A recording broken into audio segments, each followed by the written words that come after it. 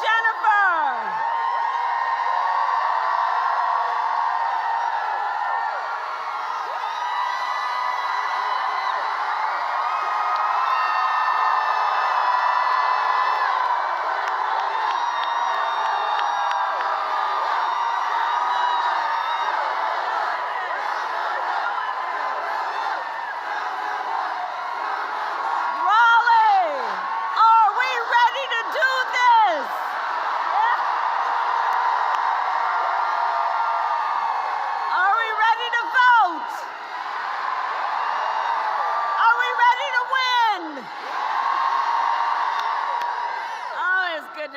In North Carolina. Thank you all, and all the incredible leaders who are here. Thank you all, everyone, for taking time out of your busy lives to be here this afternoon. I thank you. Thank you. And I want to thank my dear friend, Governor Roy Cooper, Attorney General Josh Stein, who will be your next governor, Representatives Nicole Ross Fushi,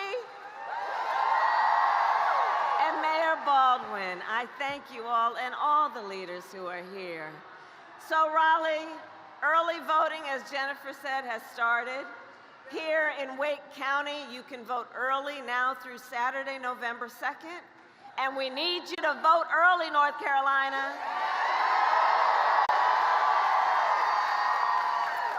Because we have just 6 days left in one of the most consequential elections of our lifetime. And we have work to do. But we like hard work. Hard work is good work. Hard work is joyful work. And make no mistake, we will win. We will win. Yes, we will. And we will win. We will win because when you know what you stand for, you know what to fight for. And we know we have an opportunity in this election to turn the page on a decade of Donald Trump, who has been trying to keep us divided and afraid of each other. We know that is who he is, but North Carolina, that is not who we are. That is not who we are. And it is time for a new chapter where we stop with the pointing fingers at each other and instead let us lock arms with one another, knowing we have so much more in common than what separates us. It is time for a new generation of leadership in America. And I am ready with you. I am ready to offer that leadership as the next President of the United States of America.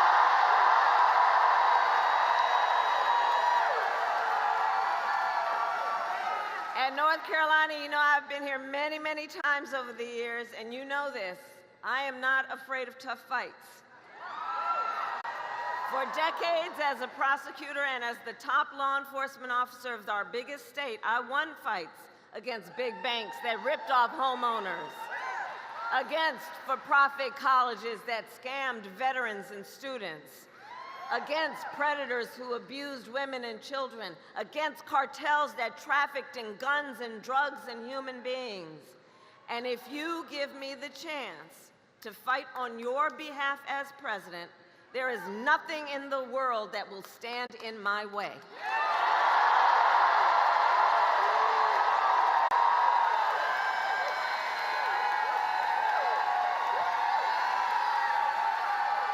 And look, we know who Donald Trump is. This is not someone who is thinking about how to make your life better. This is someone who is unstable, obsessed with revenge, consumed with grievance, and out for unchecked power. In less than 90 days, either he or I will be in the Oval Office.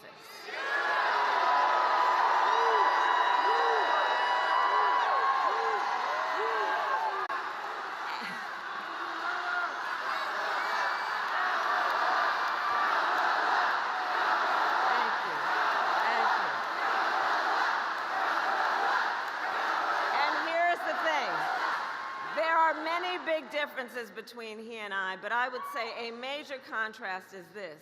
If he is elected on day one, Donald Trump will walk into that office with an enemies list.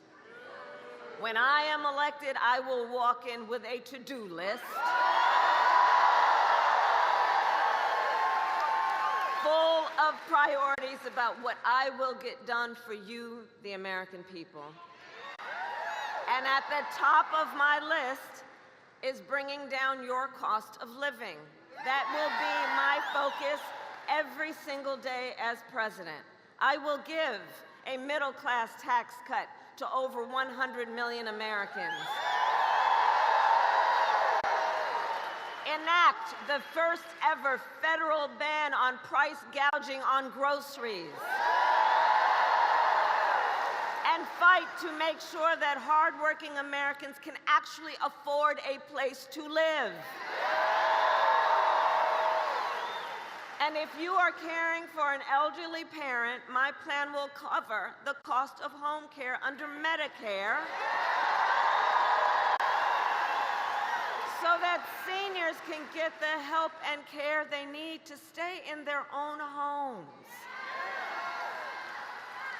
And my plan will lower the cost of child care, cut taxes for small businesses, and lower health care costs, because I believe health care should be a right and not just a privilege of those who can afford it.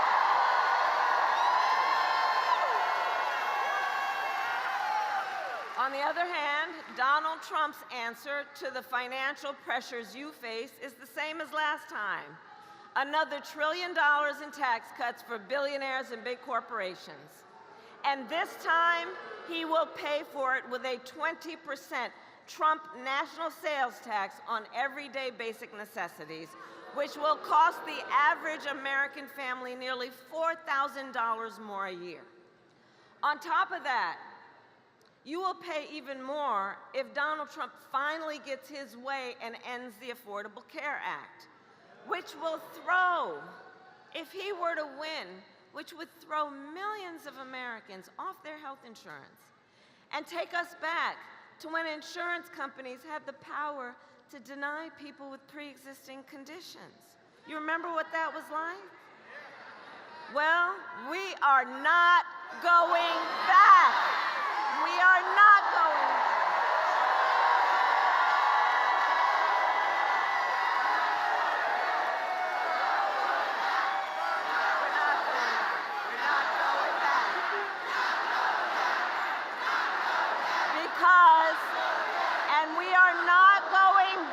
Because ours is a fight for the future. And it is a fight for freedom. Like the fundamental freedom of a woman to be able to make decisions about her own body and not have her government tell her what to do.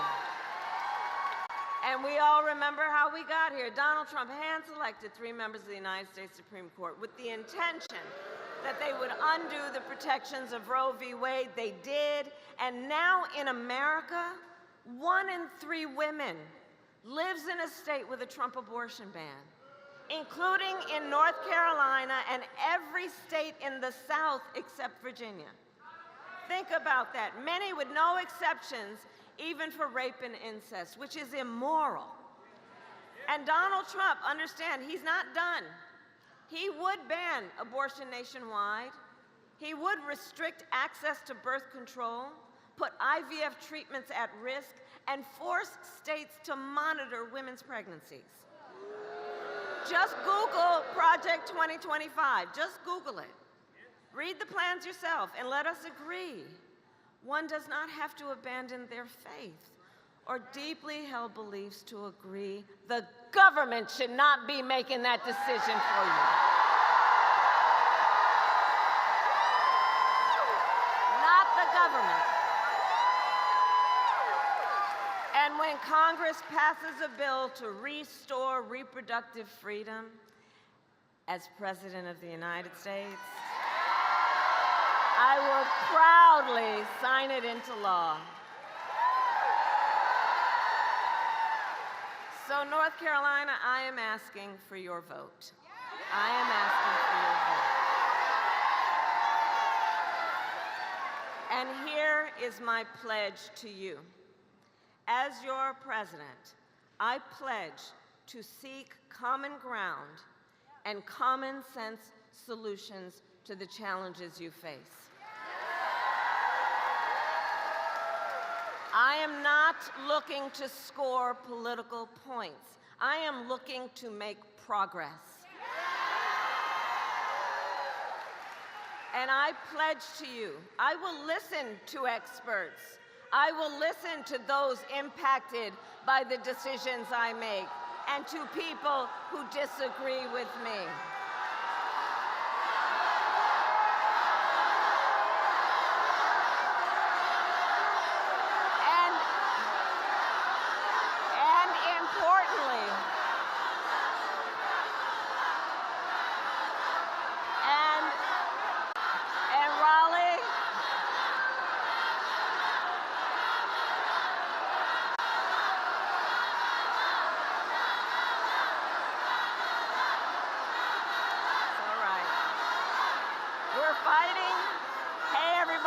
Okay, you know, see, this is the thing, because we know we're actually fighting for a democracy. And unlike Donald Trump, I don't believe people who disagree with me are the enemy.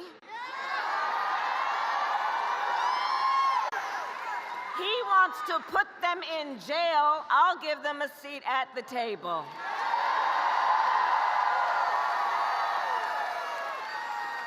And I pledge to be a president for all Americans and to always put country above party and self. So, North Carolina, it all comes down to this. We are here together because we love our country.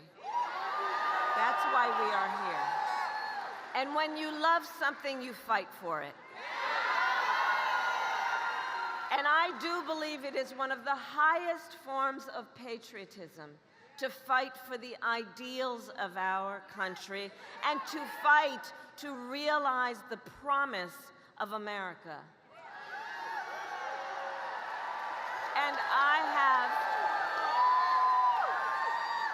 And I have always believed in our nation's yes. And like all of us here, I have always believed in our nation's promise because I have lived it. I grew up as a child of the civil rights movement. My parents would take me to marches when I was in a stroller, where people of every walk of life came together to fight for the ideals of freedom and opportunity. I've lived the promise of America.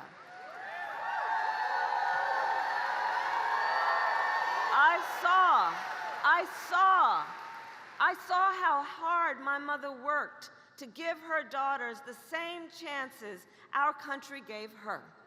Growing up, I was blessed to have family by blood and family by love who instilled in me the values that have always defined our nation best. Values like community, compassion, and faith. I've lived the promise of America. And I've spent my life fighting for the people who have been hurt and counted out, but never stopped believing in our country that anything is possible. I've lived the promise of America. And I see the promise in all of you. In the women who refuse refuse to accept a future without reproductive freedom. In the men who support them. In Republicans who never voted for a Democrat before but put the Constitution of the United States before party. I see the promise of America in all the young leaders who are voting for the first time. Let me see you.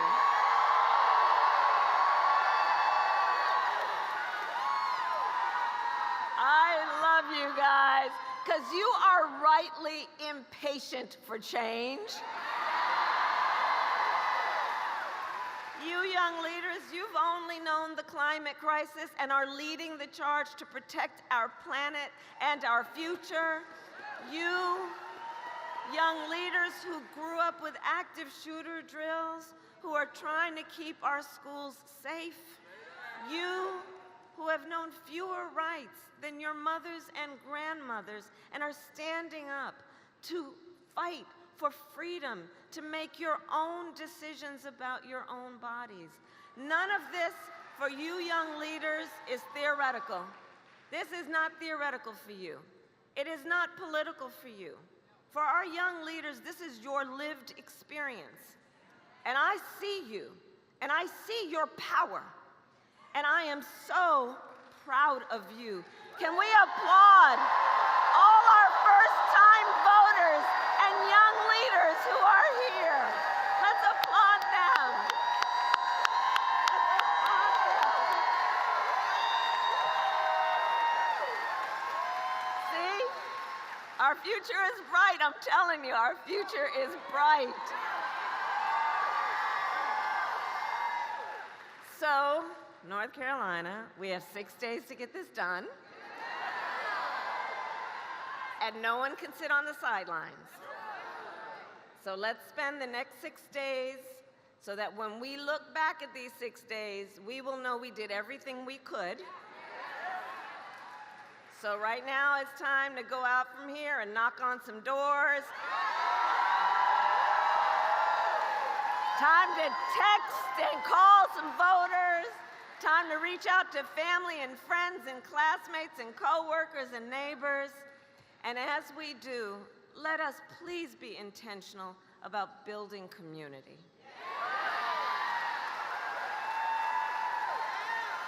Let us please be intentional about building coalitions. Because through all of that, we strengthen our nation. Because we know and will always remember the vast majority of us have so much more in common than what separates us.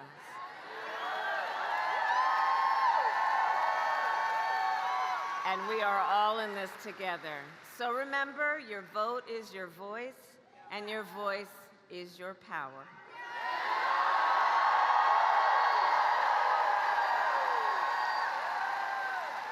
So North Carolina, I then ask you, are you ready to make your voices heard?